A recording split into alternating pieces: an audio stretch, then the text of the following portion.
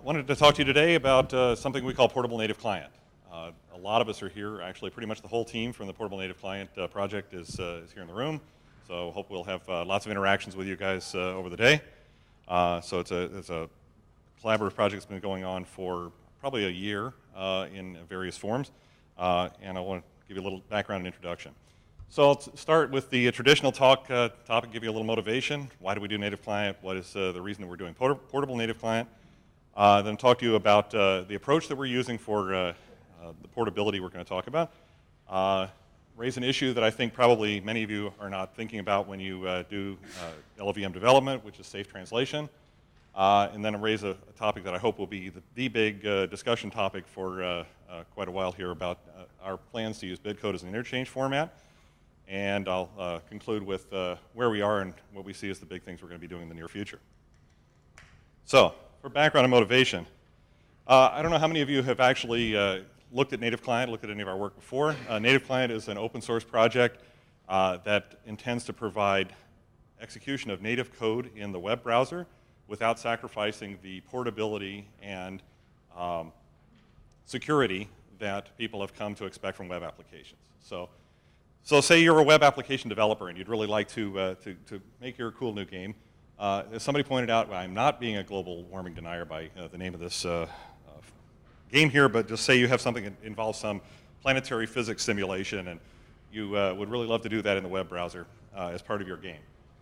This is probably beyond the capabilities of the typical JavaScript system, so you'd really like to have an extension that would allow you to do native code. Furthermore, you don't really like the idea of having to think in terms of JavaScript, even in that native environment. You'd like to be able to write it in your favorite language. You'd like to write in OCaml or in Lua or something of that sort.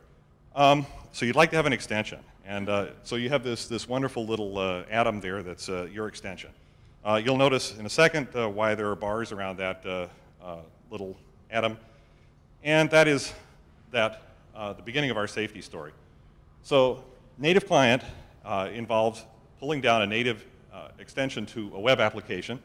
And one of the big things that we do first is something called validation. So we check to make sure that the native executable that we pull down adheres to a certain set of conventions that make it possible to discover all the instructions that could possibly execute at runtime and screen out those that we think are malicious. So the executable, when it's pulled down, is validated. The next part is, while it's executing, and this is the reason for the bars on the jail, as much as anything else, and that is that the system calls. So you do need to be able to do such things as reads and writes. You need to be able to scribble on the DOM and put things up to interact with the person who's running the game. So you need system calls to do this kind of thing. The system calls are actually moderated by a little virtualized OS, which we call the service runtime. And this provides us then with sort of ongoing moderation and protection for the system calls that we do provide.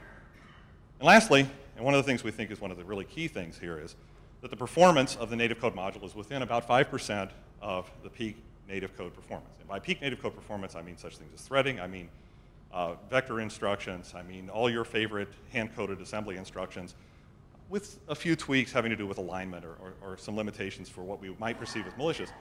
Peak performance within 5% of native code. So, we've done a few things with Native Client. In fact, we've added such things as being able to get .NET bytecodes translated in Native Client. That's like a Star Wars up there is a mono application that now runs in Native Client. Down on the bottom right, we've got OpenGLES 2.0 that you can get to from Native Client. And up in the top, we've got this darkroom demo, which is sort of a mock-up, if you will, of a full photo editing suite. And it makes full use of such things as vector instructions to do color manipulations or other sorts of high performance and demanding activities in photo editing. And this is all, and it's with the world in the middle of it, this is all deployable over the web, which we think is pretty cool. So we started out and we thought, actually a couple years ago, that we'd like to be able to do this, and we'd like to be able to do this on x86-32. And we thought that there are an awful lot of x86-32s in the world, and if we could do this and provide, furthermore, an added advantage, which is portability. The portability would be that it would run on OS X or on Windows or on Linux. And so we picked L32 as a standard format. We have a few small tweaks to that. But L32 and one binary compiled by our tool chain can run on all three of those platforms out of the box. And so we've done demos of that with the web server serving up one binary and running on all three of those platforms. Some wise guy came along and noticed that an awful lot of these phones are now being deployed, and actually people might like to run some of these cool applications on a cell phone. The problem being that those things use ARM as opposed to x86-32, and we didn't really have an answer to that. At the same time, somebody said, hey, there's this cool LLVM thing, and we could actually do our ARM port using LLVM. So the beginning of Pinnacle actually was our work on doing ARM with LLVM. And we continued from there, noting that because of some other operating systems limitations on 32-bit segment register access, that we needed to do x86-64 a little differently. And so we've added x86-64. And so now we have the ability to do native client on ARM, x86-32, x86-64. And by the choice of the model that we picked, ILP32, with a lot of extension or restrictions, and I'll talk to you in a second about how to create portable executables. Only one porting effort, and you can target all of these things. But some of the things that developers really want weren't met yet by this solution. Notably, the two on the right were done with a GCC toolchain, and the one on the left was LLVM, and they're never quite completely in sync. So we wanted what developers want, which is one porting effort really produces one binary that runs on all three of those platforms. And that was the beginning of the portable native client effort. So what's our approach? So at a highly abstracted level, we want to make it the case that the developer takes a set of his sources, some libraries that he thinks he's going to have when he's actually running on the target platform, and he's going to do an LLVM compilation, and out will pop a single bitcode file. That single bitcode file then will go up on a web server, and whenever somebody surfs to my favorite game here, he'll pull down the bitcode file and translate it. Now, translating can involve a lot of things. I'll talk to you a little bit about some of the early versions of what we're doing with translation. But the thing to notice in the middle of this is Bitcode is Pinnacle's distribution format. That opens up a couple of repercussions we're going to talk about in a second. So on the client side, as I already said, you see a reference to some bitcode file on the web. There's a translation engine, and we produce a .so from it. That's the plan. That .so is an elf.so specialized to the specific platform that's running on, so x86-32, 64, or ARM. And then we run it in the NACL sandbox. We validate as always. That's an important part to notice. We are not making the compiler part of the trusted code base in the sense that the bitcode has to be validated. We are, in fact, validating the output of the LLVM toolchain. So the translation engine, no translation engine would be good without having a cache in the middle of it. So that's pretty much the basic thing that's here. Just to reemphasize that word, LLVM is the translator. And we think now, once we've got this in the build, we have some really cool facts that we can use. We have some features of having the compilation on the platform. That is, we really know what platform we're running on. In particular, x86-32 running on an Halem works just fine with segment register access. It's x86-32 running on Atom. Gee, you got to be a little careful about using segment registers because the performance can be very different. So knowing the microarchitecture that you're going to be running on is important in making good performance decisions, and it'll be for other sort of traditional compiler optimizations as well. Furthermore, and we're looking forward, and I've seen some activity on the mailing list recently about profiling information in LLVM. We could collect or use profiling information on the platform. We can actually collect in a secure to the user way profiling information about his profile of his execution. Even possibly, if this same little extension was used in multiple web pages, we could specialize it to multiple web pages. So this provides possibilities for specialization that give him extra performance. Other interesting things, although I've kind of drawn this as, gee, the web page just slurped down the bitcode file and then it immediately translated it. We can think of other points in the execution chain to actually do the translation. Notably, obviously we can do the invocation time, but we could do it at install time. If we think of a web store sort of deployment model, at the point at which you plunk down your 99 cents and say, I'm going to get this application, I could do the translation at that point, and then startup time is not paying the cost of compilation.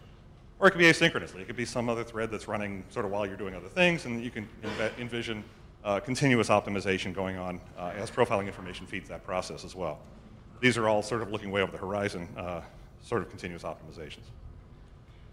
And gee, at least on the screen you can see safe translation there. On the one I've got here, you can't even see it.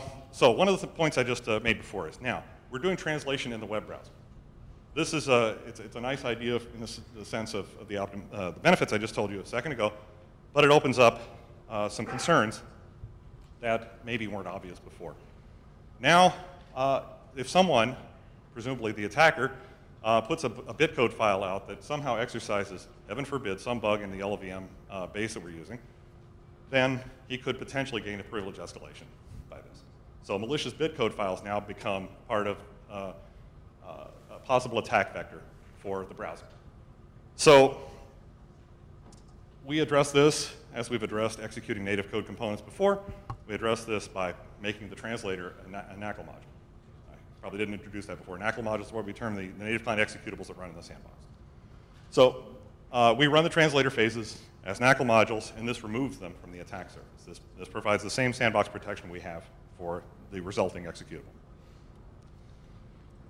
So today we have a translator that looks like you take a bitcode file, you do LLC, you run bin utils AS and LD, and out pops your .so. We are eagerly awaiting a world in which there's only one of these. And we really applaud the efforts that are coming with getting MC to directly generate ELF binaries. And in fact, several of the people in the room here on this team are working actively on trying to finish the ELF MC work. And several others have actively been involved in it over the last few months. And we're happy to see that the x86-32 and x86-64 side seem to be really close to getting where we want them to be.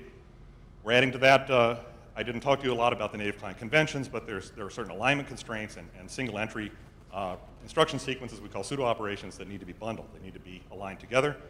And that's something we're doing as part of our work. And then the final part is directly generating a .so will need for us to be able to generate the import information for the .sos that we're going to be producing.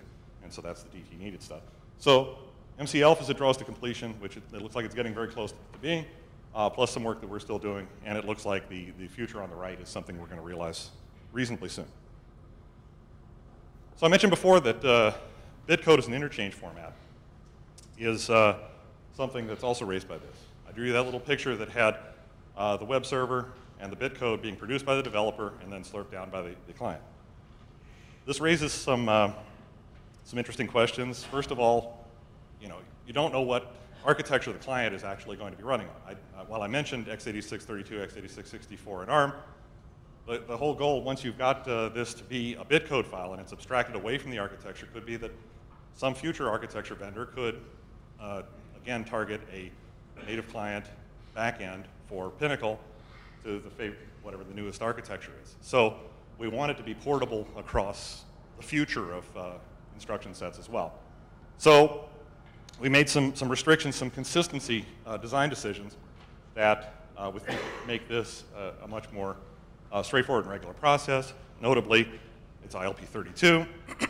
We pinned down such things as VA lists and the whole varargs scheme to one particular bitcode representation. 1 gigabyte maximum total address space is an assumption that's we may be able to lift, but today is firmly in place. And the usual more or less Linux memory layout where the stack pointer starts at the top. We're going to use IEEE floating point. We're going to use natural alignment, and this allows, and the byte order is little endian.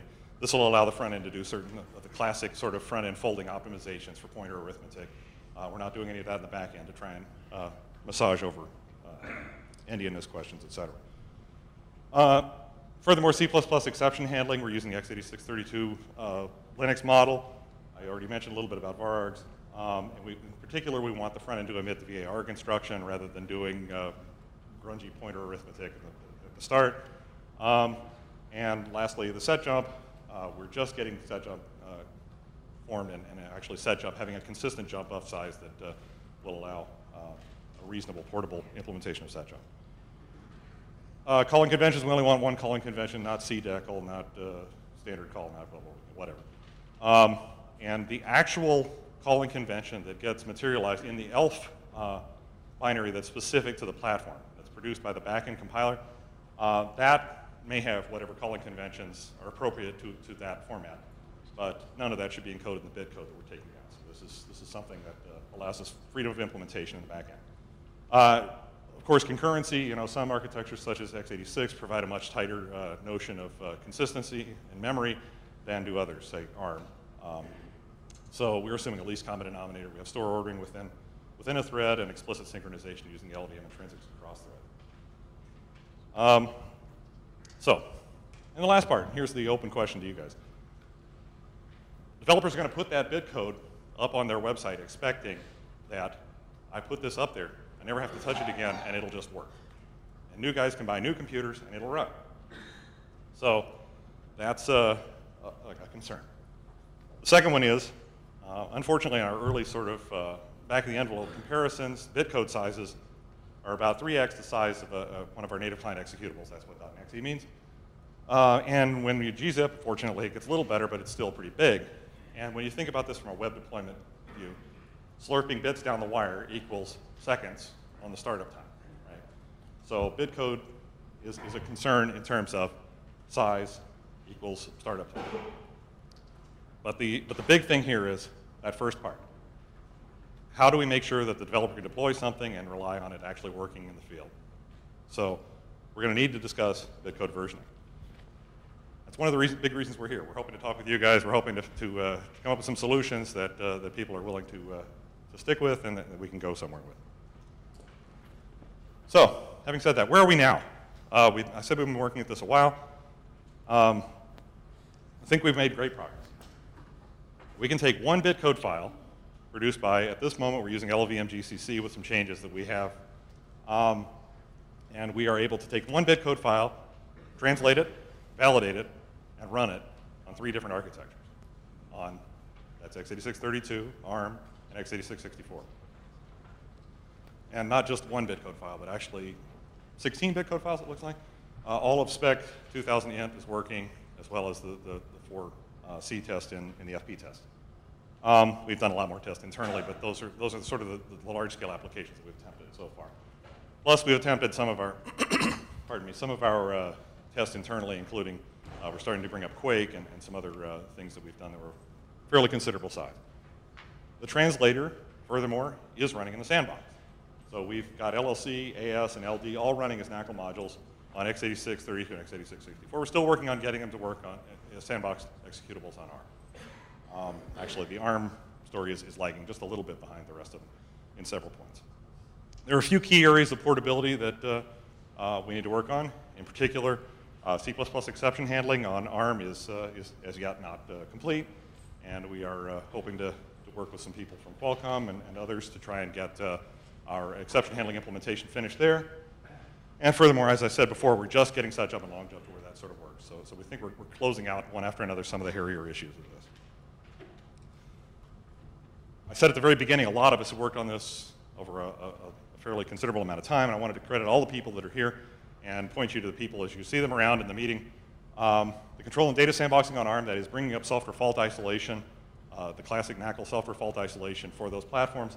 On ARM, that was Robert Muth and Cliff Biffle, who I don't think is here today, but then the control and data sandboxing on x86, again, Robert and former member of the team, Alan and Jan and David, who are both here.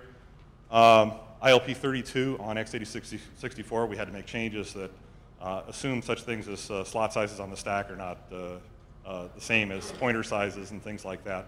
And got ILP32, that's Jan and David again. We've been, as I said before, I think we've been pretty considerable contributors to the MC ELF effort, especially Raphael on the x86 side, and lately Jason Kim, who's around here someplace too, who is trying to get ARM MC working, especially has been working with Jim Grossbach, I guess. And we've done some front-end work in LLVM GCC, getting ILP32, some of the same suspects. One of our most interesting debug sessions was getting varargs working, and David can tell you all the painful details about that, I'm sure. And Robert's been working on exception So what's left to do? What kinds of things do we think we're gonna get from this, and where are we gonna go from there? In the near term, I keep pounding this point. We want MC yesterday. We want ARM LFMC working, and we think that's showing great signs of working. I guess there are a lot of relocations yet to be handled, but still working on that. The changes to MC assembler to support bundling for our pseudo instructions, or these little groups of single entry instructions. That's something we're still working on, and when we have that, we can get rid of AS, which will be a happy day for all of us. And then the .SO generation work is basically about getting the DT needed records into the ELF, and that is sort of a two-pronged effort about simulating linking to try and collect which imports we need, and then figuring out how to emit them actually into the .SO directly. And I should have mentioned PIC, which we already got working recently too. So, one of the open questions in the future, and one of the things that we think is really most important, I already mentioned performance within 5%, 5% of hand-tuned assembly code. And part of that was hand-tuned assembly code allowed you to get access to instructions that are not obvious how you get to from the compiler. So in a lot of compilers, these are intrinsics. But how do you handle an intrinsic that might be implemented one way on one platform and very differently on another one? For instance, some of the new AES instructions on the Intel architecture or some of these things are pretty arcane to try and figure out how to get working. So we really want to get access to those, though. This is one of our performance benefits, and we want to talk with you guys about how to do this. Furthermore, the cache architectures across all of these things are not going to be consistent, right? All the way from an ARM running on a cell phone up to a large-scale workstation. Presumably the cache configuration is very different. Today we're doing all the hardcore optimization on the developer side before we produce the bitcode file. How do we moderate that in some way that we can actually make it run better on the particular platform we're running on? And then, of course, there's lots of goodness being done by people in this room and other people that are fellow travelers to the LLVM project. We're really looking forward to using Clang instead of LLVM GCC. I don't think any of our guys really had a great love for working in the GCC code base. We'd love to throw that little bit of work out as well. We have recently, on the non-Pinnacle side, gotten the Mono framework working on native client, and we really want that to work in this environment as well. So getting a .NET setup working is great. A couple of our interns over the summer were working on JIT support. We've got V8 working in native client. We've got some other things in that area that we'd like to push, and we're looking really forward to being able to use the LLVM JIT as well. And then, of course, performance. Right? So we're actively following all the things that are being done for feedback-directed optimization, et cetera. But of course, we're doing compiling on the platform, so still the questions about bitcode size and translation time are very important to us. So we're looking for feedback for fellow travelers, for people that want to work with us on these things to make both bitcode smaller if we can, and to improve translation time while still producing the same kind of performance that we come to expect. So with that, I'll sum up and say there are 2 links to various parts of the native client effort. And there's one on chromium.org, and there's one on the open source code.google.com site. And I would encourage you to follow the links that are there, either under Portable Native Client or Pinnacle, and find out more and hunt up the rest of us that are here today. And we'll look forward to hearing more from you.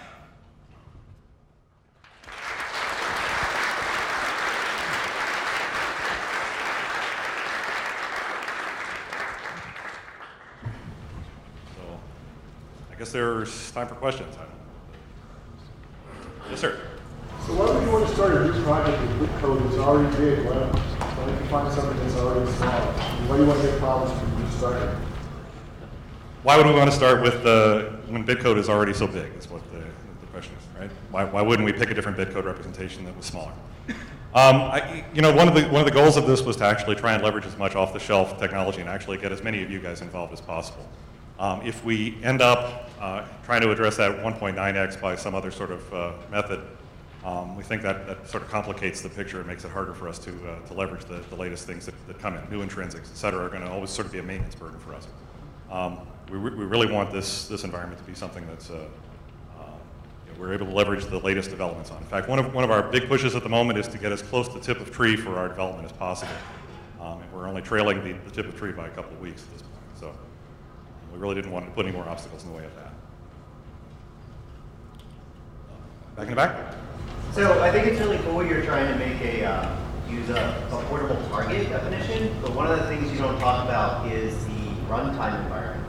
So what are you doing as far as defining a consistent C interface or a consistent interface to the Windows system on top of the native client?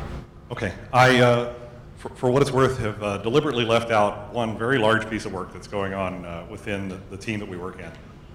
Something called Pepper, in fact, which is a whole set of browser APIs for getting access to file system, for getting access to downloads of files, for getting access to the DOM, for audio, for video, for keyboard and mouse events, for cameras, etc. So we are, in fact, working on that in a different direction.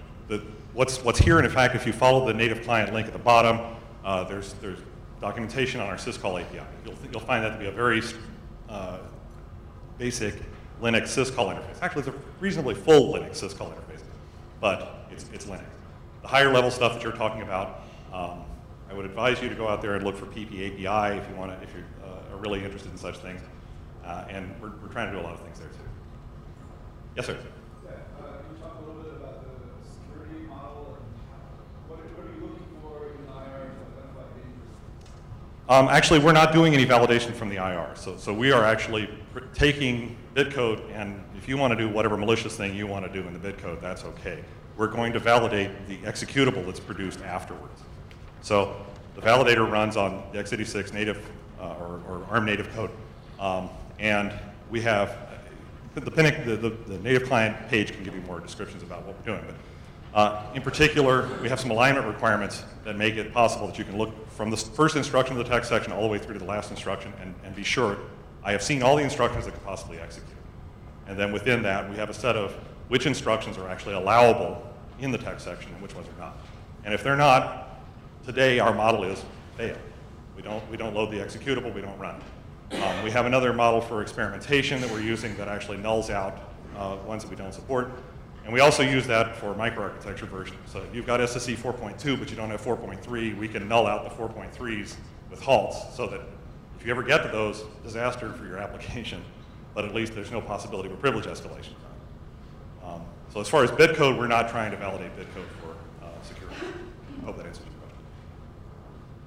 question. Okay. Do you have any insights as to why the Bitcode was 6 times .NET?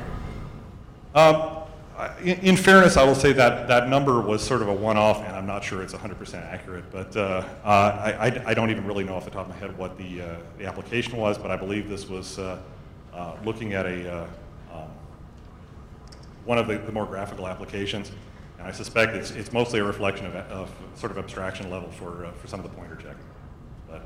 But again, that's sort of apocryphal. I would look much more strongly. We've seen that 3x number for NexE to Bitcode several times and much more repeated.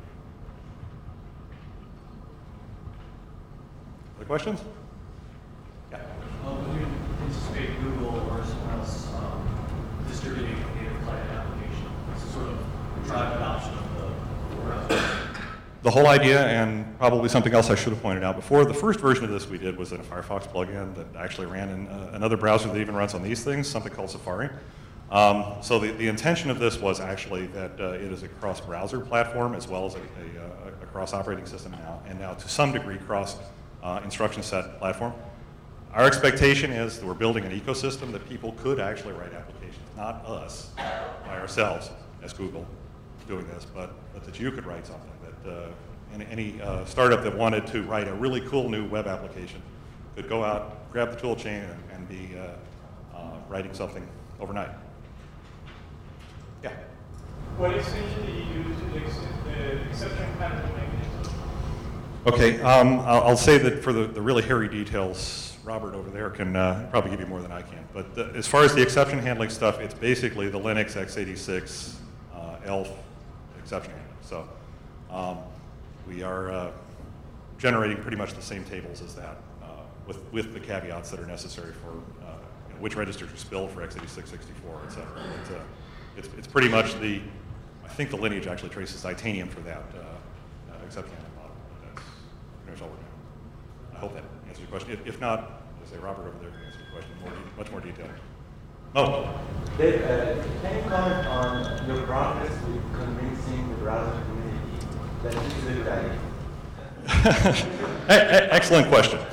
And you know, in large part, this effort that we're working on, I was asking about convincing the browser community. In large part, this effort addresses one of the first complaints we got. We went out and we talked to Mozilla when we had the x86-32, and their first response was, "Gack, you're baking x86 into the web." In fact, there's a sort of an almost religious point in the web development that I ought to be able to say view source and see the text of my source code. So Pinnacle at least provides the ability. Now with the tools that we are using, that you could actually look at a Bitcode stream and say, gee, here's what the Bitcode assembly looks like from a disassembly view. Actually, we've been sort of heads down on getting it implemented recently, and so we haven't really done a follow-up with this, but we have had a few discussions where I think they're much more sanguine about that at the moment. But a lot more work remains to be done on how to get other people to accept it. Yes, Chris. So about size. Yes. Two things that I think are interesting. One is that there's a fundamental tension between optimization and size. For example, package areas increase the size, but hopefully gives you more opportunities to optimize. Right. The second thing I'll point out is if you do your translation to native machine code on the server, size doesn't